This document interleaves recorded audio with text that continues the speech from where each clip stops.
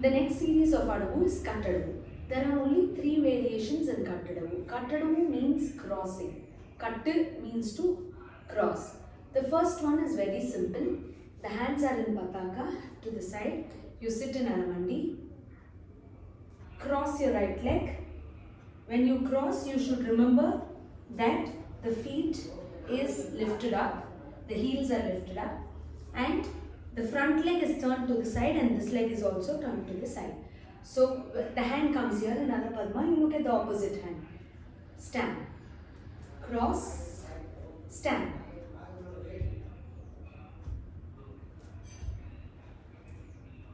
Cross. Stamp and cross and stamp. This is the first one. The second one is also very similar, except that after you cross, you stamp the front leg and then you stamp the other leg back. The hand goes Kataka Mukha, Alapadma, Pataka. So you sit in Aramandi, Kitta, Takka, Ta, Tai, Tam, Dhir, Tai, Tam, Ta, Tai, Tam, Dhir, Tai, Tam. The third Kattadavu is a little different from the first and second. So the leg goes cross, stamp, 1, 2, 3. Cross, stamp, 1, 2, 3.